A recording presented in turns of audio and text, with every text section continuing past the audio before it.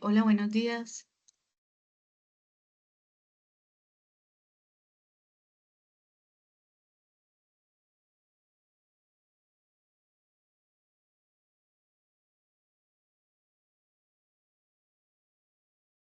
Buenos días a todos. Lina, esperemos siquiera 2 minuticos y arrancamos.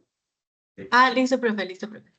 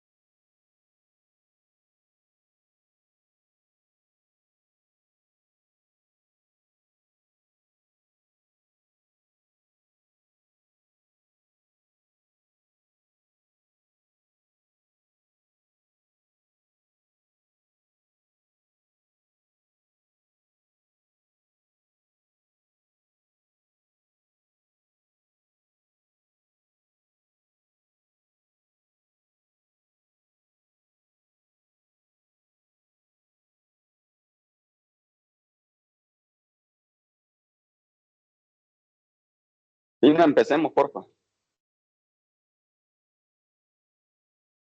Profe, me dice, o para pasarle el link al profe Uribe, o él ya, ¿será que lo tiene? Sí, pasémoselo, porfa. Ya Johnny me va a hacer el favor de pasarse, aunque pues es el que hemos estado usando últimamente, pero pues.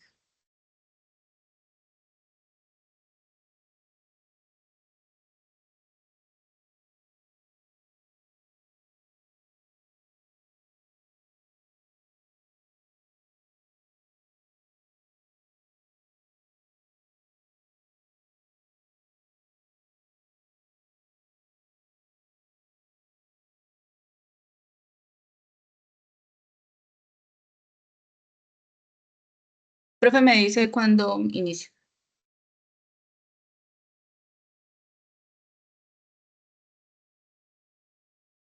Nada, empecemos, porfa. Listo. Bueno, buenos días. Mi nombre es Lina Lozano y hoy vamos a hablar sobre obstrucción posquirúrgica femenina. Entonces, para iniciar, traigo este artículo que habla de las causas que son como poco comunes de obstrucción del tracto de salida o obstrucción urinaria baja en las mujeres. Este estudio fue publicado en el 2017 y es una revisión retrospectiva de base de datos de unas biohidrodinámicas prospectivamente, que incluyó a 1.142 mujeres que tenían LUTS o incontinencia y el periodo de evaluación de estas mujeres fue de marzo del 2007 a diciembre del 2012. ¿Qué buscaba? O el diagnóstico principal que ellos buscaban era obstrucción del tracto urinario inferior y los criterios que ellos usaban era que tuviera evidencia pues de que a nivel urodinámico que tuviera una obstrucción del tracto de salida y lo confirmaban por cistoscopia con la presión máxima de cierre uretral y también por resonancia si tenían pues la necesidad. ¿Para qué fue importante esto? Para mirar los resultados y la etiología de las principales causas de obstrucción del tracto de salida en las mujeres. Entonces, en total, fueron 192 mujeres las que fueron diagnosticadas con obstrucción del tracto de salida y las principales causas que ellos evaluaban aquí eran la obstrucción funcional del esfínter, que fue en el 36% de las mujeres, y pues la causa que nos trae o nos compete en esta charla, que fue del 21%, que fue secundario a un procedimiento quirúrgico, y el más importante o con el que más se presenta es en las cirugías previas de incontinencia urinaria. Estos fueron como los hallazgos urodinámicos que ellos encontraron en esta tabla. eh, pues validaban la capacidad vesical, la presión del detrusor al flujo máximo, el flujo urinario y el número de pacientes que tenían hiperactividad del detrusor. Entonces aquí podemos ver pues que en las pacientes pues que tienen una cirugía para incontinencia pues presentan muchos de los síntomas que se evidencian pues en las urodinámicas. Entonces por esto que vamos a iniciar hablando de las complicaciones geniturinarias de la malla. Inicialmente voy a hablar pues como de los tipos de malla y la malla que se utiliza actualmente en el tratamiento de la incontinencia urinaria de esfuerzo, ya sea masculina o femenina, así como el tratamiento de los prolapsos de órganos pélvicos. Sin embargo, pues el uso de la malla en urología y ginecología es uno de los temas pues más controvertidos en el campo de la medicina y la reconstrucción pélvica femenina. Y la controversia se basa en los posibles daños de la malla, en si los posibles daños de la malla compensan los posibles beneficios. Y estos posibles daños incluyen dolor relacionado con la malla, exposición, extrusión o erosión de la malla y daño de las estructuras adyacentes, ya sean los nervios, los músculos, los órganos, la vasculatura, por la implantación de la malla. Les traigo pues los tipos de malla que están en la bibliografía que utilicé, que fue el libro de Campbell, y si era recomendada o no. Aquí podemos ver la característica de la malla, los ejemplos del material de la malla, las ventajas que tienen, las desventajas o complicaciones y el uso actual. Y podemos ver que pues la que más recomiendan es la tipo 1 y que el resto pues están como en desuso o que ya no la utilizan mucho. Vamos a dar unas definiciones que son pues las definiciones que vamos a usar, la terminología que rodea las complicaciones relacionadas con las mallas, que ha variado. Esto según la Sociedad Internacional de Uroginecología y la Sociedad Internacional de la Continencia, que han propuesto conjuntamente un sistema de definiciones de las complicaciones. Entre estas están la erosión, que se refiere a un desgaste por fricción o presión; la exposición, que se refiere pues a la condición de mostrar o hacer accesible la malla, que sería en la aplicación clínica una malla visible a través del epitelio vaginal que no ha cicatrizado o que está separado; la extrusión, que se define como la salida gradual de una estructura, y esto se refiere al lazo de la malla que sobresale en la vajiga o en la vejiga, y la perforación como a una apertura anormal en un órgano hueco o víscera, que se refiere pues al paso de la malla hacia la vejiga, el recto u otra víscera. La contracción, que se define pues como el encogimiento o reducción del tamaño de la malla, que implica que eso pueda generar dolor o disfunción por acortamiento de un tejido; y la prominencia, que se define como la parte que sobresale más allá de la superficie. Esto puede ser por pliegues, arrugas o abultamientos visibles de la malla sin defecto del epitelio asociado. Aquí traigo tres ejemplos de las complicaciones de la malla. En el ejemplo A está la exposición de la malla en la vagina debido a un cabestrillo medio uretral. En la B, una extrusión del cabestrillo de la malla, donde la malla pues se ha salido gradualmente del epitelio vaginal, alejándose de la incisión original. Y el C, que es una exposición o una extrusión de la malla en un prolapso de órgano pélvico que está significativamente calcificado. Entonces hay una serie de factores de riesgo para que se den estas complicaciones, y entre ellos tenemos el tabaquismo, la reparación previa de un prolapso de órgano pélvico, que sea en una edad extrema, que tenga actividad sexual durante el procedimiento, o sea, durante el posoperatorio, histerectomía concurrente, que haya tenido una histerectomía previa o que haya recibido ya una reparación previa a un prolapso de órgano pélvico. En cuanto a la extrusión vesical, esta puede ocurrir por una punción inadvertida del trócar durante la colocación del cabestrillo. Usualmente se observa en la cúpula o en la pared lateral de la vejiga, y la vejiga debe estar completamente llena durante la colocación de la malla para que se puedan detectar posibles lesiones, así sean pequeñas. Y dentro de los factores de riesgo para que haya una perforación del trócar es que la paciente tenga un índice de masa corporal bajo, menor a 30, porque hay menor grasa en el espacio retropúbico, y eso lo que hace es que haya un mayor desplazamiento de la vejiga hacia el pubis. En la presentación clínica de la extrusión vesical ocurre típicamente pues en el posoperatorio inmediato y los síntomas posibles son luz de almacenamiento que se dan en un 41% de las pacientes caracterizados por urgencia, frecuencia y nocturia. Se pueden presentar con fístulas vesicovaginales, infecciones del tracto urinario recurrentes, dolor vaginal o dispareunia y hematuria. Y en la evaluación diagnóstica es muy importante sospechar, ante la sospecha pues de los síntomas tempranos, realizar una cistoscopia para mirar a ver si hay pues perforación o extrusión de la malla como tal. Entonces, aquí les traigo unos ejemplos, se ven en unos casos la malla calcificada. En cuanto al manejo endoscópico de estas extrusiones vesicales, yo los agrupé en cuadritos como para que quedara un poquito más entendible.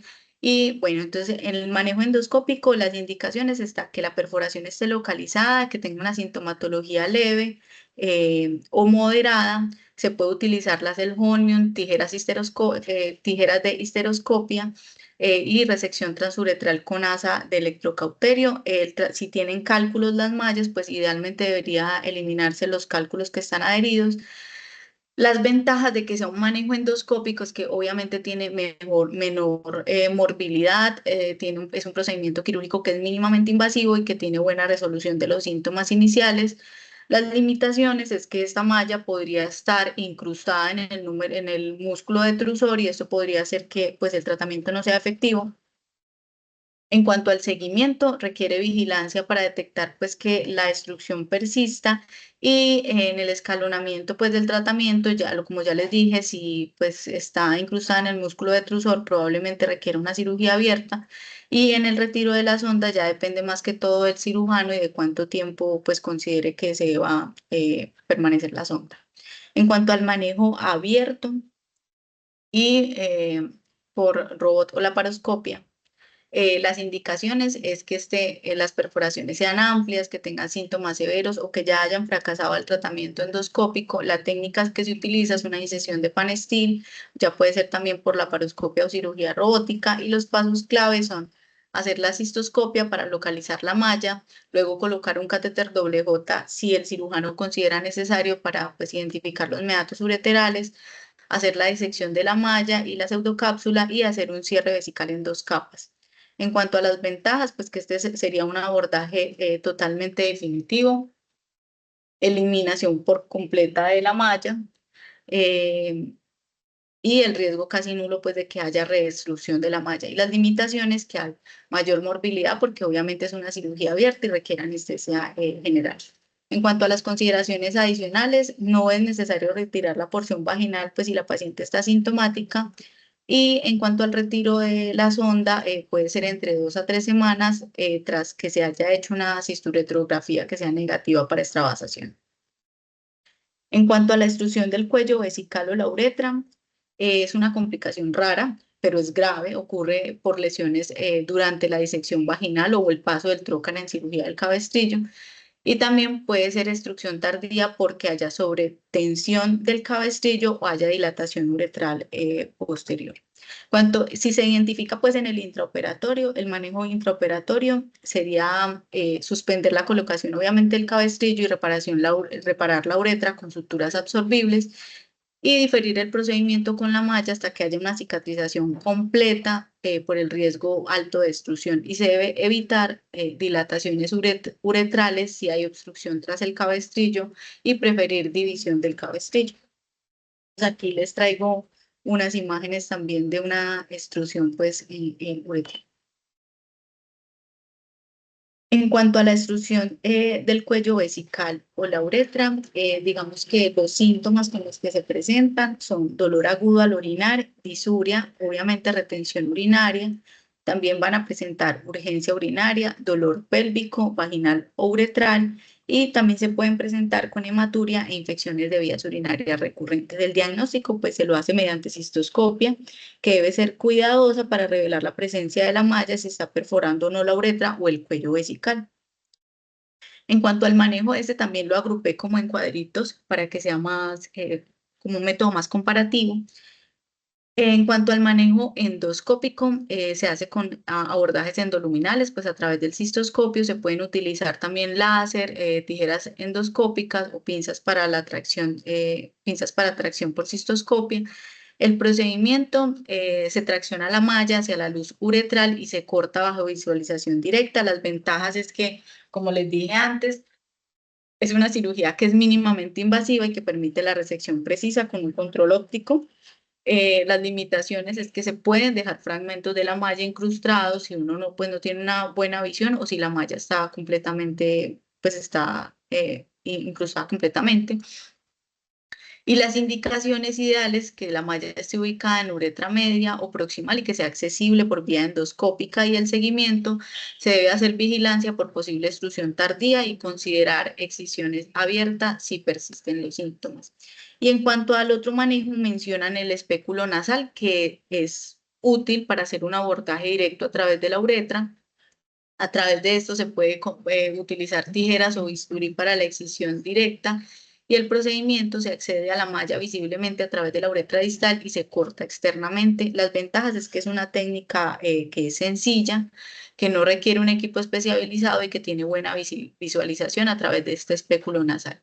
Y las limitaciones es que tiene un acceso limitado a la uretra proximal y la posibilidad de dejar mallas residuales alta, porque la visualización pues es más limitada. En las indicaciones, idealmente que la malla sea visible en uretra distal o en el introito vaginal, y el seguimiento es similar a la técnica pues endoscópica, se debe hacer vigilancia del riesgo de la obstrucción secundaria. En cuanto a la extrusión, bueno, entonces aquí se puede hacer uretrolisis con extracción completa de la malla vaginal. Se considera que este es un tratamiento que es definitivo porque elimina completamente la malla de la uretra y la vagina, y la cistoscopia inicialmente permite confirmar la ubicación exacta en la perforación o extrusión y se realiza un colgado vaginal en U invertida tras la hidrodisección con lidocaína al 1%. En cuanto ya a las complicaciones de la extracción de la malla del cabestrillo medio uretral, pues en mujeres con incontinencia urinaria de urgencia secundaria a la obstrucción por el cabestrillo, hasta el 76% pueden presentar otra vez incontinencia urinaria de urgencia tras la división del cabestrillo, y en pacientes sin urgencia previa, pero con obstrucción tratada quirúrgicamente, hasta el 45% desarrollan nuevamente incontinencia urinaria de urgencia de nuevo luego de la cirugía. Entonces, aquí tengo unos puntos claves o principios de la extracción de la malla.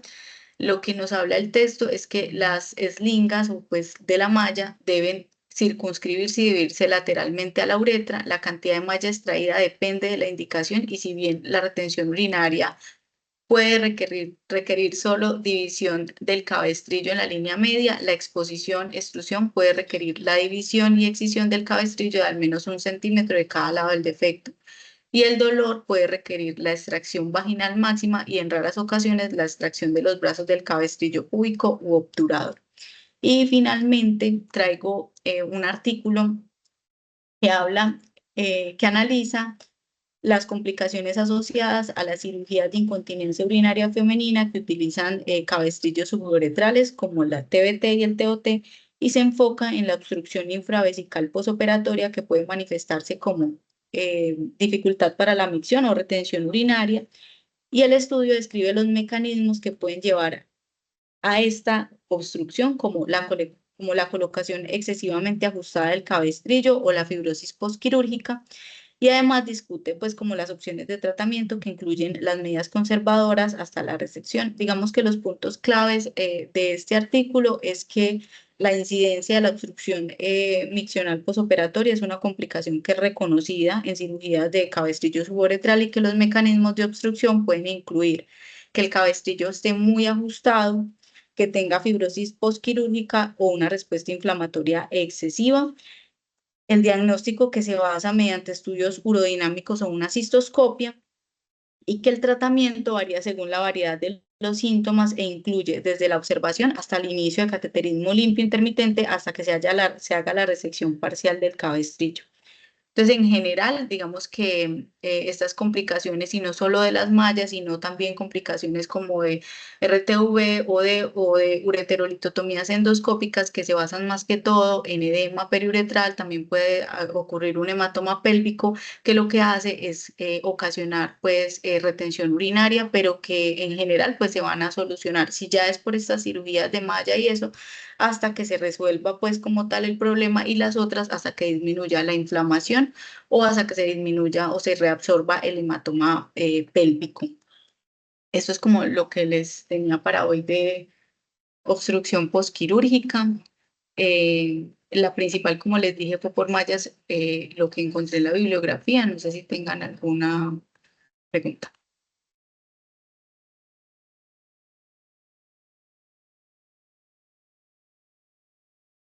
Inis, ¿puedes volver a poner lo de la longitud de retiro de la malla según la indicación?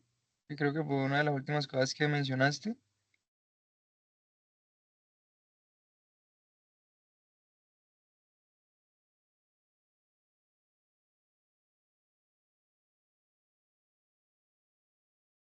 ¿Esa, profe? Sí, sí, sí, Lini, gracias. Es como para revisarlo un momentico. Listo.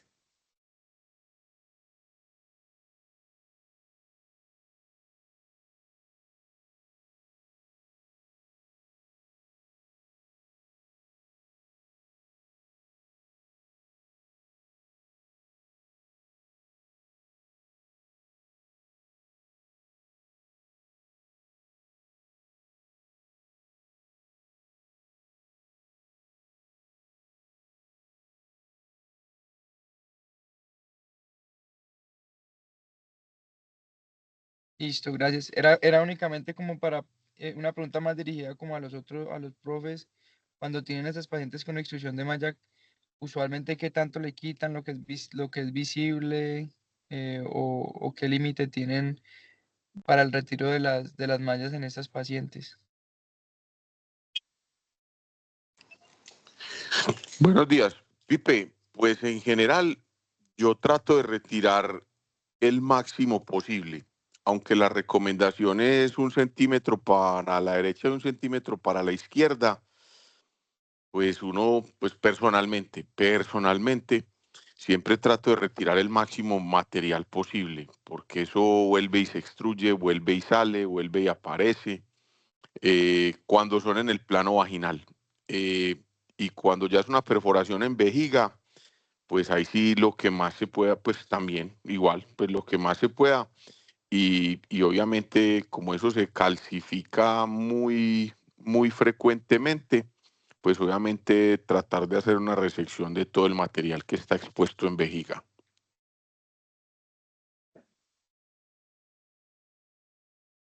Buenos días. Bueno, yo también acá en Prado hemos hecho algunas uretrolisis, unas porque la malla falla y podría uno pues como extrapolar el tema del retiro de la malla y digamos los resultados posteriores al retiro, y una que otra por extrusión. Y hago muy parecido a lo que menciona el profe Uribe, que es esa U invertida, ir liberando siempre con mucho cuidado en el centro, pues por no ir a lesionar la uretra, y tratar de traccionar al máximo a los laterales la malla.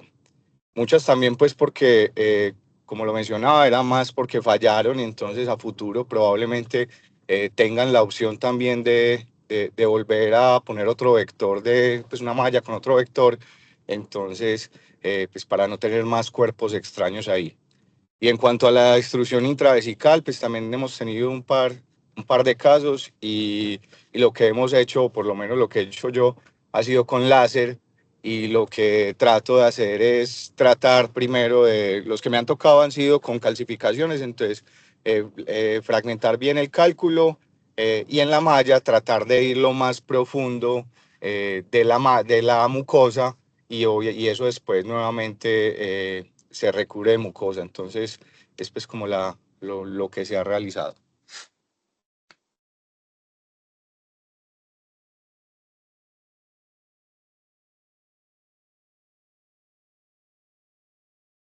Le iba a hacer una pregunta, le iba a hacer una pregunta a Lina, y al final mencionó en algunos procedimientos donde hay obstrucción secundaria al procedimiento por edema periuretral y eso, que el manejo es más conservador y esperar que pase el edema.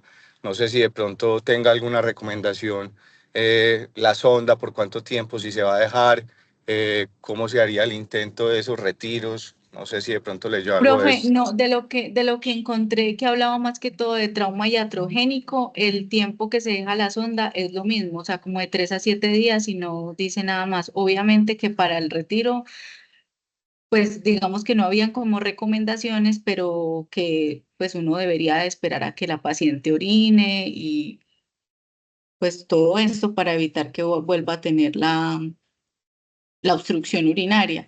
Pero en general, como el tiempo de cicatrización del urotelio es ese tiempo, pues entonces generalmente pues no, de lo que leí, no decía más días de sonda.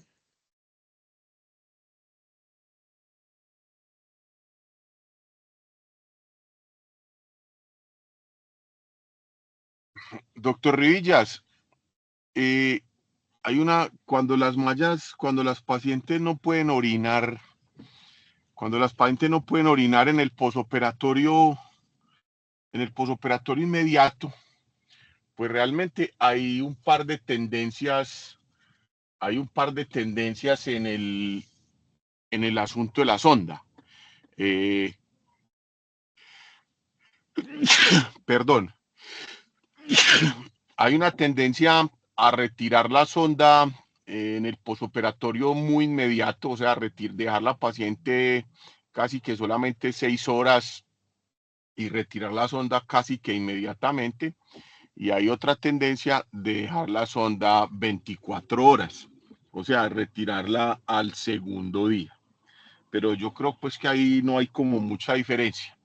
Pero cuando se hace con prolapsos, pues con colporrafias, cuando se hace con histerectomía, yo creo que cuando se hacen las correcciones o las uretropexias con malla combinados con otros asuntos, las pacientes tienen mucho mayor riesgo, como lo dijo Lina, de hacer retención en el posoperatorio inmediato, que ya lo hemos pues también discutido aquí un par de veces cuando se hacen esas cirugías pues ya como con mucha cosa, como esos combos que les gustan tanto a algunos ginecólogos, pero en general volver a poner la malla, poner antiinflamatorios, poner algún esteroide, cerciorarse que no haya habido pues un hematoma y cerciorarse pues de que no haya otra circunstancia que esté generando la obstrucción, pues es muy importante, pero yo no he visto,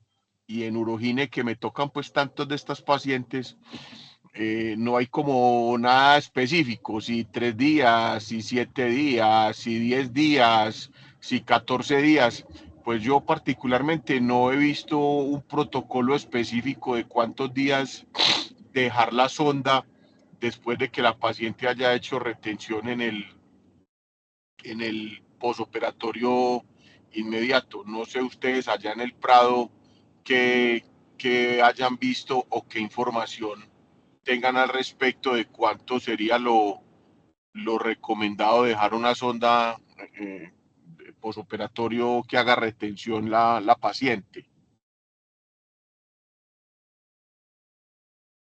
Profe, sí, algo muy similar, pues allá se intenta, pues también depende de cada ginecólogo, que ellos son los que realmente hacen este tipo de cirugías. Eh, en esos casos de retención les dejan la sonda nuevamente unos 2, 3 días y se le intenta nuevamente el retiro de la sonda. Creo que ya pasamos un poquito más invasivos en una cistoscopia y en otros estudios, por ejemplo la urodinamia, pero ya cuando realmente ha fallado esos intentos de retiro. Pues eso es como no sé si Eimer de pronto tenga, si está por ahí, alguna, alguna apreciación de eso.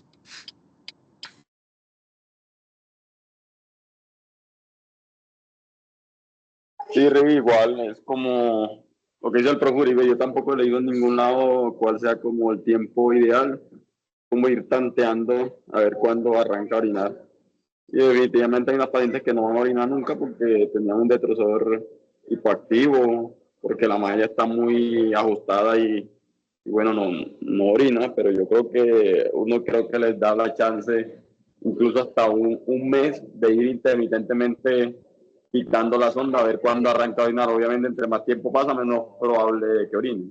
Pero sí, es como una cosa intuitiva.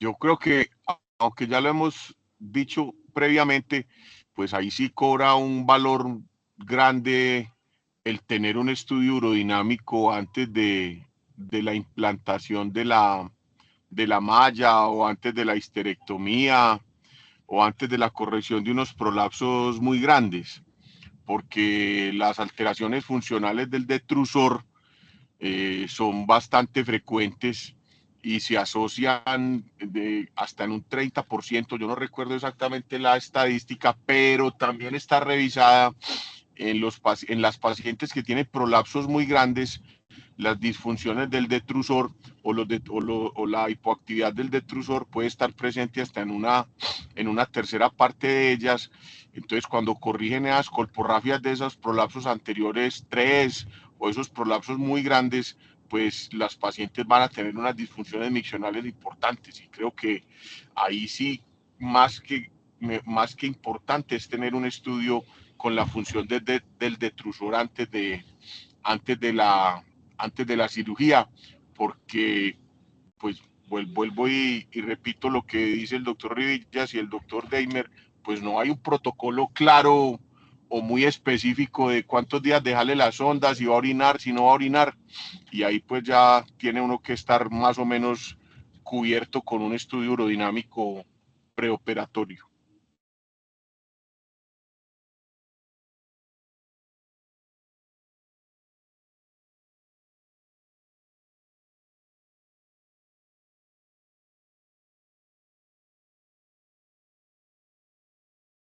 Bueno, si no hay más comentarios, pues podemos concluir la reunión.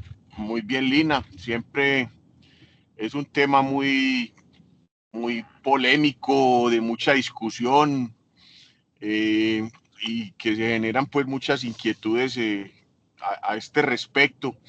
Colocar las mallas parece ser muy fácil, pero tiene implicaciones que no son tan fáciles y tiene un índice de complicaciones que no es tan bajo, y que el acto quirúrgico como tal, vuelvo y lo repito, puede parecer muy fácil, pero hay que tener en cuenta muchos aspectos y muchos otros factores para que el procedimiento sea exitoso. Entonces, sigo pensando que no es una cirugía tan sencilla, sigo pensando que no es una cirugía de poner una malla y listo. Eso tiene muchas otras implicaciones y hay que tener muchos otros cuidados al respecto. Un feliz día.